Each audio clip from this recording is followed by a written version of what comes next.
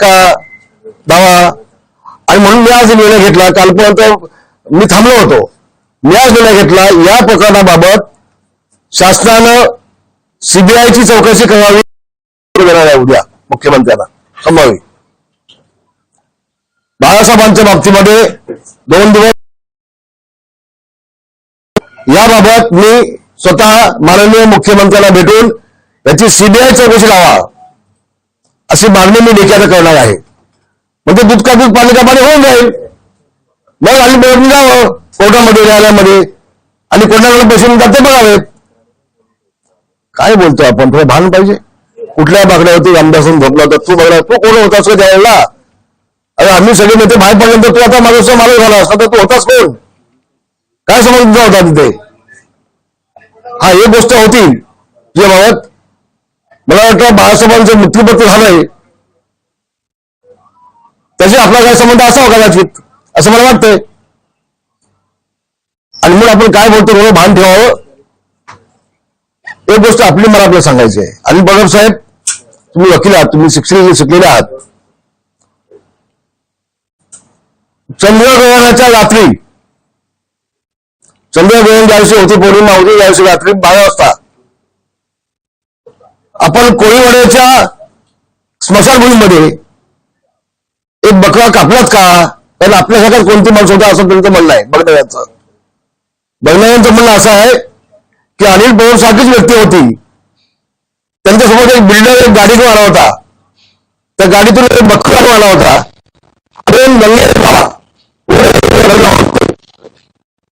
घेऊन त्या स्मशानभूमीला आले होते. आणि त्या माझ्या मुलाचा योगेशचा आणि रामदासचा माझं दोघांची नाव घेऊन त्या बकऱ्याला कापलात तुम्ही असं त्यांचं म्हणणं आहे. मला नक्की माहिती नाही. तर हे वास्तव असेल तर ते चुकीचं आहे. आपण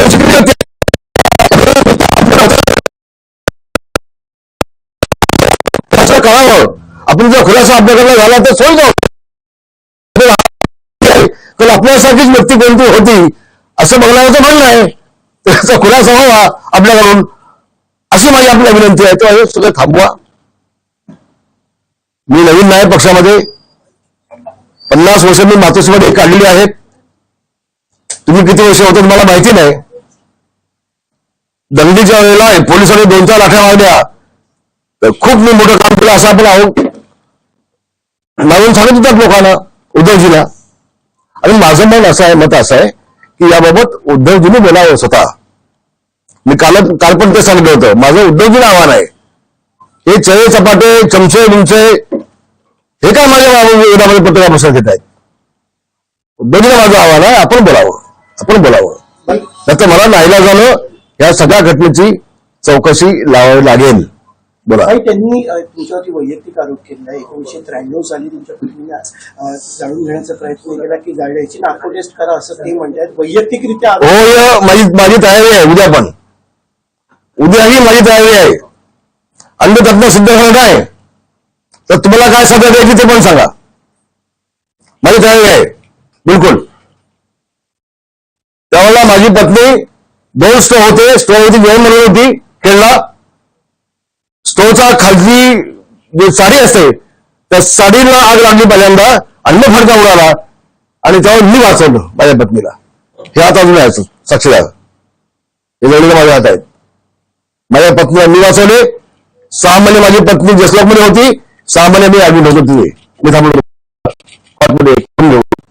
तू आम्हाला काय सांगतोस रे. हे धंदे आमचे आहेत. आणि आम्ही आज देखील संसार जीवाभावाने होतो दोघे जण.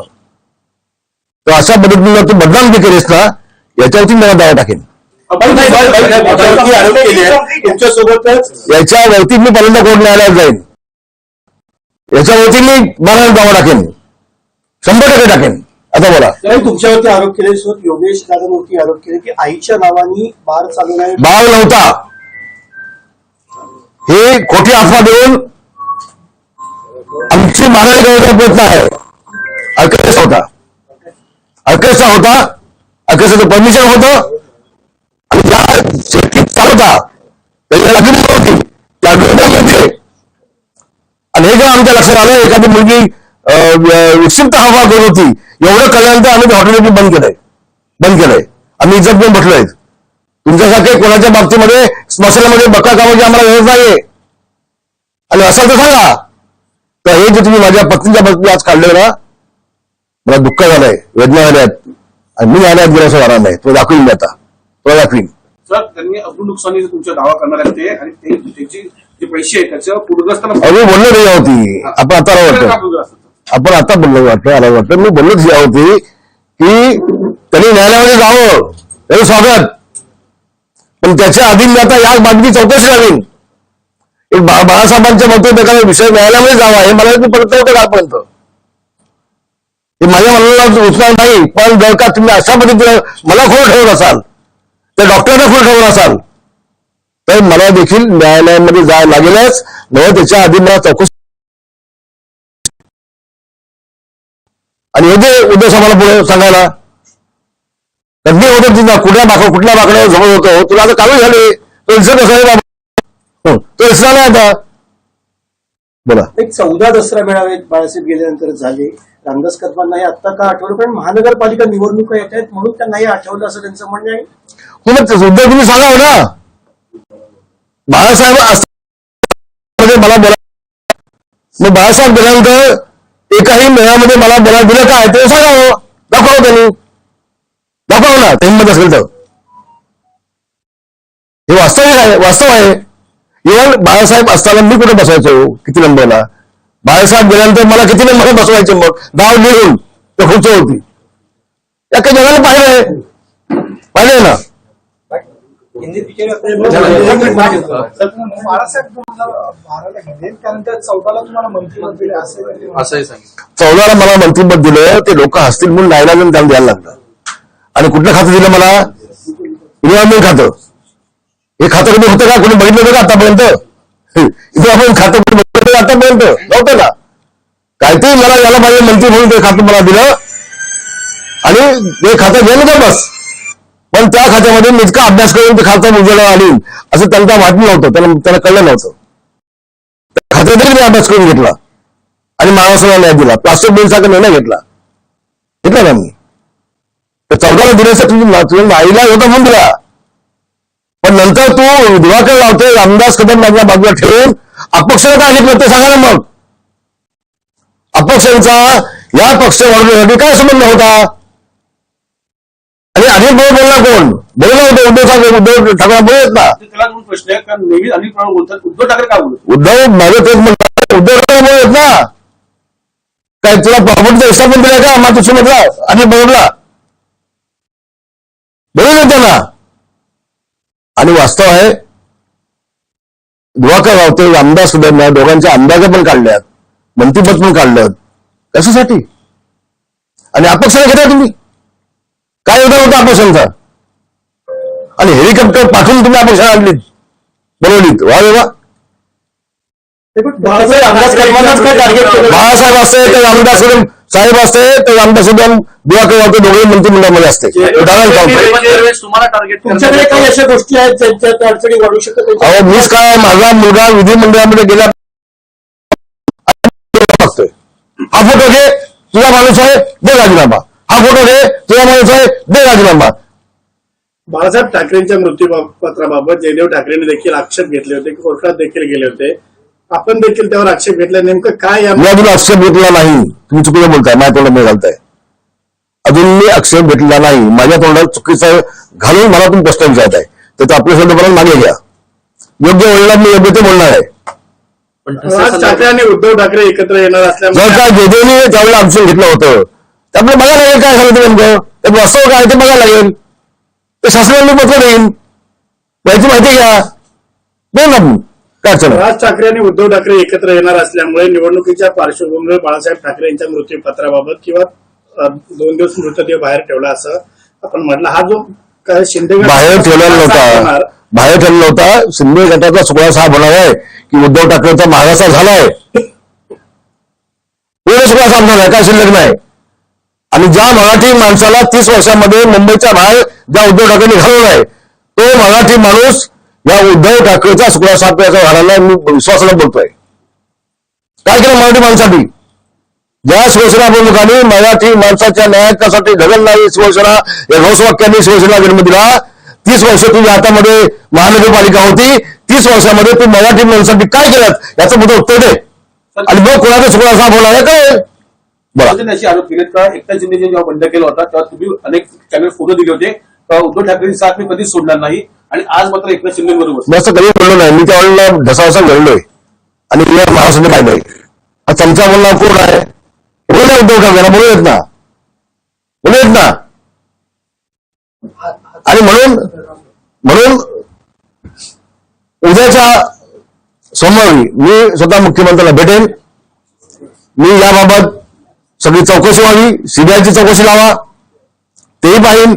आणि माझ्या पत्नीच्या बाबतीत जो बोललाय, न्यायालय आपलं सांगतोय, मी न्यायालयामध्ये जाणार. मी मानहानी माझी महाराष्ट्रामध्ये केली, अजून माझी पत्नीच जाईल त्याच्या विरोधामध्ये, माझी पत्नीच जाईल. अरे तुम्ही कसले राजकारण आहे? असं महिलांचं, बायकांचं, कुणाच्या आणि कुणाच्या आईच्या बदनामी करून तुम्ही राजकारण करायला लागलात. तो तुमच्या जिंदगानी होती. कसलं राजकारण करत आहे? तुम्हाला स्विस बँकेतले अकाउंट कसं ऑपरेट करायचं हे समजतं असं त्यांनी म्हटलेलं आहे. हातांचे ठसे घेऊन तिकडचे पैसे काढले जाऊ शकतात हे रामदास खडकमांना कसं माहिती असावं? अरे बाबा, ज्या वेळेला मी उद्धवजीला सांगितलं की साहेब आपण साहेबांच्या पायाचे ठसे घेऊन ठेवूया का, त्यांच्या पायासाठी नाही आपण हाताचे ठसे घेऊन ठेवलेत.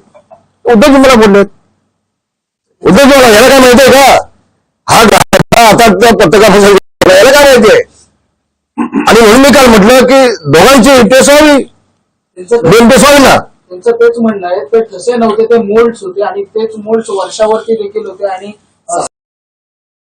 स्टेडियम मध्ये देखील ठेवण्यात आले होते. कधी ठेवलं आधी मी आधी पाहिले नव्हते, मी कधी पाहिले नाही. त्यांनी बघितलं असेल त्यांनी, आम्ही असं ते चांगलं आहे. मग चांगलं आहे ना. भाई त्यांच्याकडून असं देखील सांगण्यात आलं की मी विभाग प्रमुख होतो आणि सगळी जबाबदारी होती बाळासाहेब ठाकरे यांचा. अरे सोडवे, तुझी कसली जबाबदारी होती? तिथं ज्यावेळेला त्यांचा निर्णय झाला दोन भावांचा की बाळासाहेबांना सकाळी घेऊन जायचं हे मला कळलं, तर मी जाऊन भांडलो त्यांच्याकडे. तू काय सांगतो जबाबदारी होती असेल ना? हा ट्रक तरी सोडवला हे मला माहितीये, ट्रक तरी सोडवला हे मला 100% माहितीये. पण निर्णय मी बदलला, निर्णय मी बदलला राहिला. पण काही अँब्युलन्सनी नेऊन शिवाजी पार्कला त्यांना अंत्यदर्शनासाठी ठेवायचं असं प्लॅनिंग होतं. आणि मी जे वास्तव आहे ते बोललोय. त्यानंतर मी उद्धवजींच्या वरती गेलो, मातोश्री आतमध्ये मी भांडलो त्यांच्याकडे. म्हटलं साहेब आमचे आहेत आणि आम्ही गपचूप अँब्युलन्समधून घेऊन जाऊन देणार नाही, आम्ही ट्रक मधून साहेबांना घेऊन जाऊ. मला म्हटलं ठीक आहे, तुम्हाला जे योग्य वाटतं तुम्ही करून घ्या. ते बोललेत उद्धवजी त्यावेळेला, बोललेत. तो अशी विभाग ना, ज्यावर रामदास आज विभाग तुमचा, आज तो माधूचा मला नाही झालायस, तेव्हा तो विभाग होता ऑपरेशन करतोय. उद्धवजीला बोलून येत ना कुठले मोल्ड आहेत, काय काढलेत मोल्ड, तर बघेन एकदा जाऊन. चांगलं असेल तर रामदास कदम जो बाकडा शोधतोय मी असं लवकर शोध. उशीर होईल ना आता शोधायला. अरे मातोश्रीमध्ये सोफे आहेत, ऑफिस आहे आतमध्ये, आतून सोफा आहेत, 2 सोफे आहेत समोर समोर आतमध्ये. एका मुलगी का नवीन माणूस आहे, नवीन माणूस आहे मी, काय सांगतोस तू? आता मी सोफ्याच्या ऐवजी बाकडा म्हणला असेल, पण आहेत ना सोफे आतमध्ये, आहेत ना. बाळासाहेबांची बॉडी 2 दिवस ठेवली असा आपण जो आरोप केला, यावरती उद्धव ठाकरेंना पत्रकारांनी मी पुन्हा एकदा सांगतोय, पुन्हा त्यावरती उद्धव ठाकरे असे म्हटलेत की मी नमक हराम आणि गद्दारांना उत्तर देत नाही. अरे आता गद्दारी बाळासाहेबांसोबत तूच केली असतील तर तू उत्तर काय देशील? मग बाळासाहेबांच्या मृतदेहासोबत नमक हराम कोण आहे? तू किती मीठ आमच्याला खाल्लायस? उद्धव ठाकरेंनी किती नमक आमच्याला खाल्लंय तो विसर असेल, आम्ही विसरलो, कारण आम्ही नमक देऊन दिलेलं आहे. नमक हराम तू केलेस, आम्ही काय केलं? मीठ नाही खाल्लं आमचं. उद्धव ठाकरेंनी आपण सांगितलं की शिवसेना पक्ष माझाच आहे, निवडणूक आयोगाला अधिकार नाही हे चिन्ह आणि पक्ष देण्याचं. तर त्या विषयी मी आज काय बोलणार नाही, तो विषय माझा नाही. काही वर्षात पक्ष मी चालवत नाही, तो विषय माझा नाही. काही वर्षात राज ठाकरेंनी आरोप केले होते बाळासाहेबांना चिकन सुमाई तेलकट वडे दिले, अशा पद्धतीची ह्या सुद्धा खऱ्या घटना आहेत का? तुम्ही मात्र नाही, ते मला वाटतं थापाला आपण विचारलं तर वास्तव काय ते कळेल. मी इतक्या खाली कशाला जाऊ, इतकं खाली मी जाणार नाही. थापा अजून जिवंत आहे, थापाला आपण विचारलं, त्याची स्टेटमेंट घेतली तर वास्तव आपल्याला कळलं काय ते. भाई पण सायली म्हणजे राज ठाकरे बोलले त्यामध्ये किती तथ्य आहे की नाही हे कळलं ना तुम्हाला. भाई सातत्याने आपल्या पत्नींवरती आरोप करण्यात आहे. सायली बार रेस्टॉरंटच्या वेळेस पण म्हणजे रामदास भाईंसंदर्भात दुसऱ्या काही गोष्टी मिळत नाही म्हणून कौटुंबिक विषय काढले जात आहेत. अगं तुम्ही माझ्या पत्नीचा विषय करता. जी घटना 92ला घडली, 92ला घडले आणि मी माझी पत्नी त्यातून बाळासाहेब स्वतः आले होते, त्याला लाज वाटली पाहिजे. स्वतः साहेब त्यावेळेला जसलोक हॉस्पिटलमध्ये येऊन बसले, साहेबांनी सगळ्या डॉक्टरांची मिटिंग घेतली आणि माझ्या पत्नीला वाचवलंय. आणि तुम्ही आमची बदनामी करता काय? उस्माता हे त्यावेळेला मंत्री होत्या, त्या स्वतः येऊन बसायच्या हॉस्पिटलला, स्वतः हॉस्पिटलमध्ये बसायच्या. साहेब स्वतः आले होते जसलोकमध्ये आणि तुम्ही बदनामी करताय आमची. त्याचं उत्तर मी देईन त्याला आता, कदम साहब, कायद्याला उत्तर देईन. हिंदी में आप बता दें, ये जो पूरा आरोप लगाया है अनिल परब ने, इस आरोप सब आरोप झूठा है.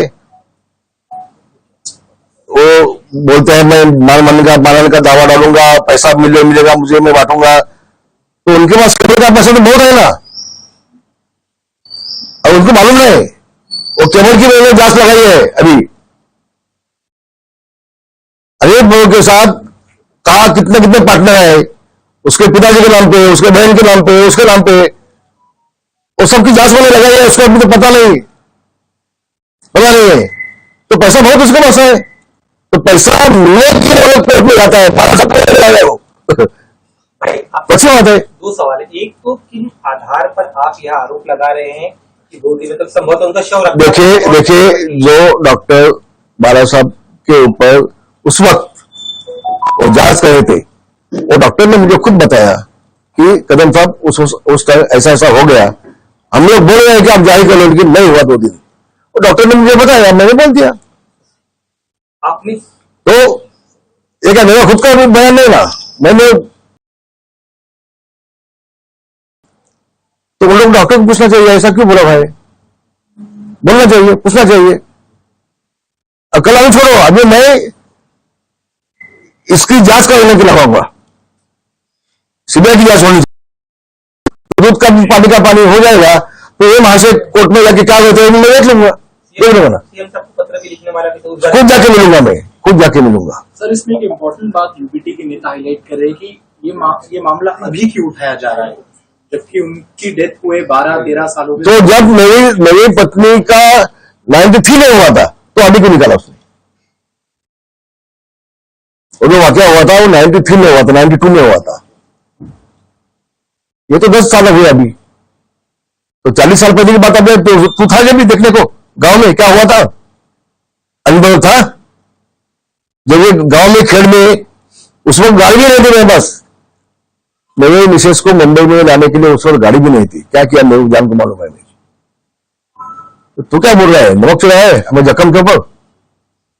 भाई आपने कहा है कि बलि का आरोप लगाया है परिवार पर, किस तरह बलि का एक आरोप? वो बकरा दिया मैं बोला ना, वो जो बोलने वाला था मेरे पास, वो बोला अनिल पवन कैसा आदमी था. अभी देखेंगे जब चंद्रग्रहण था रात को, चंद्रग्रहण में 12 बजे ये वाकया हुआ है कोईवाड़े में स्मशान में. एक बिल्डर भी था उनके साथ में. वो बकरा वो 2 आदमी लेके आए थे, 2 लंगे थे दोनों भी. भाई 2 चीजें, एक तो नार्को टेस्ट को लेकर वो आपको चैलेंज कर रहे हैं, क्या आप उसके लिए तैयार हो? बिल्कुल बिल्कुल तैयार हो. बोलो कभी दोनों होना चाहिए, उद्धव का भी मेरा भी तैयार हो. बिल्कुल आज तैयार हूं मैं. भाई इसके अलावा आप क्यों नार्को टेस्ट के लिए तैयार है? 8 दिनों तक आप वहीं पर थे दिन रात, क्या घटनाक्रम था? मैंने कल बता दिया. साहब बीमार थे, हम लोग सब जाते आते थे वहां, रात को सोते भी थे. मिलिंद नार्वेकर वो बाला साहब के बंगले में मातुस के बाजू में जो रेस्ट हाउस है, मिलिंद नार्वेकर वो रेस्ट हाउस में सोता था. पूछो उसको.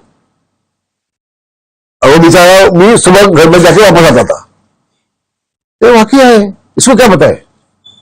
मानहानि का मुकदमा आप पर करने वाले हैं, इस तरह का आरोप और दावा उन्होंने अभी मैं ही कर लूंगा उनके ऊपर. अभी मैं ही कर लूंगा. और ये जो बात है उसको मैं जांच लगाऊंगा कि जो डॉक्टर है वो झूठ बोल रहे हैं क्या. महाराष्ट्र में फिलहाल बाढ़ की परिस्थिति है, आपको इसी पे कंटिन्यू आपके आरोपों पर आज जब पुणे में उद्धव ठाकरे जी से सवाल पूछा गया तब उन्होंने आपके लिए असंवैधानिक शब्दों का प्रयोग किया। मैं वही बोल रहा हूं, मैं वो नमक जो है वो नमक उद्धव ठाकरे ने हमारा खाया है। नमक हराम उद्धव ठाकरे है, वो झूठ बोल रहे हैं, वो झूठ सबको गाली देते हैं। वो पंतप्रधान जी को गाली देते हैं, अमित शाह जी को गाली देते हैं, मुख्यमंत्री को गाली देते हैं, एकनाथ शिंदे को गाली देते हैं। उनका दिमाग ठिकाने पे है, बड़ा देखना पड़ेगा। ये अच्छा डॉक्टर उनको चाहिए अभी, ऐसा रहेगा कहना है उनके लिए। क्या नमक था ये, कब तक या बस वो समझने वालों के साथ आदमी होता है। कुछ गद्दार शब्दों का भी प्रयोग किया गया है उस वक्त फाइट देखने आपके में। प्रति? कौन गद्दार है? मैं? अरे जब उड़ाने गया पार्टी से तब 1 साल ये उद्धव ठाकरे मुझे गाड़ी के सामने पहले सीट पे बिठा था, फिर बाहर निकलते मानसून में। तो गद्दा होता तो मुझे क्यों बिठाता होता सामने कुर्सी पे? तुम्हारा जान बचाने के लिए मुझे बिठाता था आगे। वो भूल गया दिन, आज मैं गद्दा हो गया। गद्दारी बाबा साहब से किया है उद्धव ठाकरे ने। मुख्यमंत्री बनने के लिए सोनिया गांधी के पांव के पास जाके बाबा साहब की शिवसेना गिरवी रख दी इसने। गद्दा ये है, हम लोग कैसे हो सकते हैं? हम लोग कैसे हो सकते हैं? किसी नेता ने कहा है कि नगर समिति का चुनाव आ रहा है, कुछ समय कुछ पहल रह चुके हैं, ये सारे षड्यंत्र उसी के दावे पे की जा रही है, नेतागिरी की। कुछ नहीं, वो कारपोरेशन का इसका कुछ संबंध नहीं। कारपोरेशन में तो उसका साफ होने वाला है, कुछ बचने वाला नहीं है। थोड़ी बहुत इज्जत बाकी है आदमी, थोड़ी बहुत वो भी रहने वाली नहीं है, सब साफ हो जाएगा। वो जितना सबको गाली देगा ना उतना साफ हो जाएगा वो, बिल्कुल। बाढ़ परिस्थिति की वजह से जो हजारों किसानों को नुकसान हुआ है, कुछ सवाल नहीं। नहीं, उसी से रिलेटेड है। तो सीएम वहाँ पे- सीएम को पूछ लो, डेप्युटी सीएम को पूछ लो, मेरा ये नहीं है, सब या नहीं। पद्धतीने म्हणजे या अधिवेशनामध्ये 2 खुलासे कदम कुटुंबियांसंदर्भात अनिल परबांनी केले. ते म्हणतात की येणाऱ्या अधिवेशनामध्ये याच्यापेक्षाही गंभीर खुलासे आहेत ते आम्ही करणार. तू पहिल्यांदा बक्कळ कापलंस का ते सांग. हा की नाही सांग, तू जोडास का ते सांग पहिल्यांदा. अरे कसले आरोप करताय तुम्ही? अख्ख्या मंत्रिमंडळामध्ये फक्त एकटा योगेश कदम तुम्हाला दिसतो, फक्त रामदास कदम तुम्हाला दिसतो. पहिल्या दिवसापासून फक्त योगेश कदम, फक्त योगेश कदम. फोटो दाखवायचे राजीनामध्ये, फोटो दाखवायचे राजीनामध्ये. तुझ्या बापाचे अवकाळी ठेव राजीनामध्ये. तुला राजीनामा पाहिजे मुद्दा लागावे. अख्खा मंत्रिमंडळ मागलं कोणाचं ते नाही का होत. अरे पण हे फक्त नौटंकी आहे. सुळाच्या भावनेनं काम केलं होतं, सुळाचं सूड. कदम कुटुंबियांच्या वरती सोडवण्यासाठी योगेश अख्खा महाराष्ट्र खेळ बघायला होते. त्याला मला ठेवून त्याच्या राजीनामा घेतले आणि माझी आमदाराला सगळा फंड दिला आणि त्याने काय त्या आमदार असं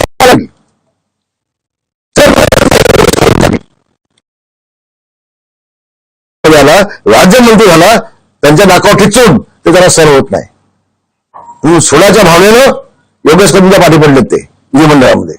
असं कधी होत नाही. मी पुन्हा सांगतो, मी पण 32 वर्ष काढली विधिमंडळामध्ये, पण बिगर नोटीस एखादा आमदार आरोप करतोय आणि अध्यक्ष फक्त बघतोय, असं कधी होत नाही. मी अध्यक्षांची माफी मागून सांगेन, हा नियम आहे. 35 ची नोटीस दिल्याशिवाय आरोप करता येत नाही कुठल्या मंत्र्यावरती, हा नियम आहे. मग अध्यक्ष महोदय त्याला का अडवले नाही, हा माझा प्रश्न आहे अध्यक्षाला. किंवा कामकाजामध्ये का काढलं गेलेलं आहे, याचा अर्थ मी नेमका काय लावायचा मला कळत नाही का? मी नवीन माणूस आहे का? बाळासाहेबांच्या शेवटच्या दिवशी मी स्वतः तिथे 24 तास उभे होतो. डॉक्टरची पूर्ण टीम. अरे तू कसा खोटं बोलतोय? अरे बाबा 10 खोटं बोलतोय. शेवटच्या दिवशी कोण कोण डॉक्टर होते ते नाव सांगावं चला त्यांनी.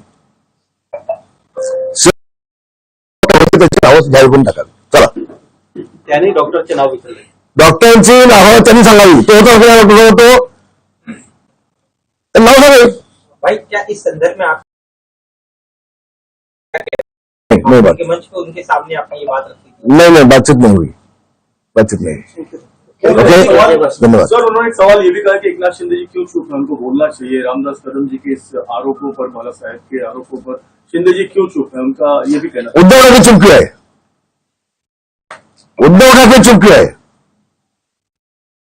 मैंने तो ये कहा था कि वो डॉक्टर ने मुझे कहा कि ऐसी बात कदम से हुई, ये बात बोला मैं. ये बात बोला था, तो वो चुप क्यों है? उद्धव जी बोलना चाहिए ना, उद्धव ठाकरे को बोलना चाहिए ना. मराठी शेवट उद्धव ठाकरे त्यांचं म्हणणं असं की एकनाथ शिंदे त्याच्यावरती गप्प का आहेत? एकनाथ शिंदेला हा विषय मान्य आहे का? होय, मान्य आहे, मान्य आहे. मीटिंग झाल्यानंतर स्वतः एकनाथ शिंदे मला फोन केला होता, मान्य मिळायचा प्रश्न कुठे येतो? प्रश्न येतो कुठे? तो हा म्हणतो शेवटच्या क्षणापर्यंत मी डॉक्टर मी होतो. कोण डॉक्टर होते सांग मला तू. गप्प काय? एकमेकांशी गप्पा काय त्या शेवटी बोलत नाही. मी नेता आहे पक्षाचा, म्हणजे एकनाथ शिंदेपासून ज्येष्ठ नेता आहे, मी सिनियर माणूस आहे, हे त्याला माहिती नाही, हे चमच्याकडे माहिती आहे. हे आता आम्ही बाहेर पडल्यानंतर हे नेते झालेत, हे पुढारी झालेत. भाई आपण म्हटलं की तुम्ही जे सांगितलं की बाळासाहेबांची पार्थिव जे होतं ते 2 दिवस ठेवण्यात आलं होतं मृत्यू. मला पुन्हा तुम्ही हा बोला. ते डॉक्टरांची नावं आपण सांगू शकाल? हो, मी भाषणामध्ये बोललोय, तुम्हाला भाषण नेमकं नीट ऐकून घ्या, मग तुम्हाला कळेल. तुमच्या भाईने आत्महत्या फक्त केली होती, असं त्यांचं तो एक त्यांनी कोणी? केलं. तुमच्या पुतण्याने काही वेळाने आत्महत्या केली, त्याची पण चौकशी करा, नार्को टेस्ट करा. कुठल्या पुतण्याने आत्महत्या केली? असं आमच्या कुठल्या पुतण्याने आत्महत्या केली नाही आतापर्यंत. माझ्या कुठल्याही पुतण्याने आत्महत्या केली नाही. हा महाराष्ट्राला फसवतोय, आमची बदनामी करून चाललंय. वया उद्धव ठाकरे सभा आहे, स्वतः बोलायचं नाही, इतरांना पुढे पटवायचं, आम्हाला माहिती आहे. तर कुठल्या पुतण्याने आत्महत्या केली तर सांग मला एकदा, नाव सांग, त्याचं नाव सांग ना. तर सगळ्याचं खोटं आणि चांगलं वाटतं मला बोलला तर मला पत्र परिषदेचे काढील आणि या सगळ्या बाजू होती मी न्यायालयात जाईल. आज अनिल परब ने योगी जी को भी कटघरे में खड़ा किया, बाढ़ के संदर्भ में उन्होंने सवाल किया. फिर से आपको बोल रहा हूं मैं, ये बाढ़ नहीं है, 35 साल से होटल है, और उसने लेडीज बार करके उसने विधिमंडल में कहा हमारी बदनाम की है, वो लेडीज बार नहीं है, नहीं खाली ऑर्केस्ट्रा उसमें. और ये हमने सरस शेट्टी नाम के जो शेट्टी है उसको चलाने को दिया है, उससे अग्रीमेंट किया है, उसकी जिम्मेदारी है.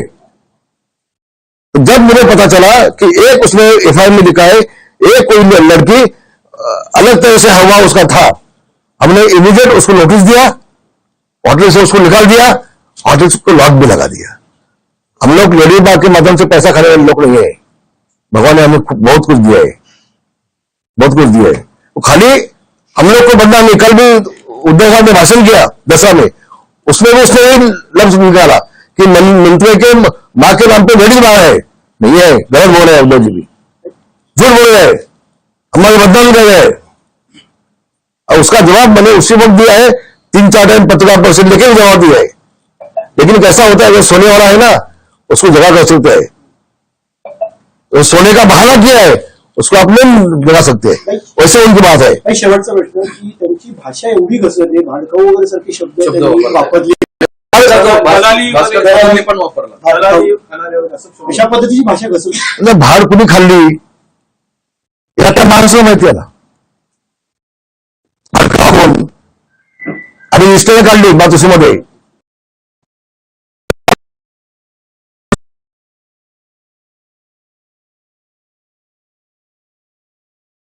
पुढच्या सीटवरती रामदास बसून बाहेर पडतात, त्या रामदास चांगला होता का?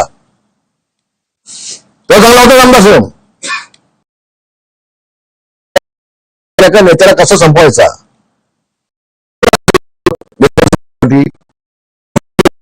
ठेवून मंत्री केलात, तर तुम्ही भाड खाल्ली होती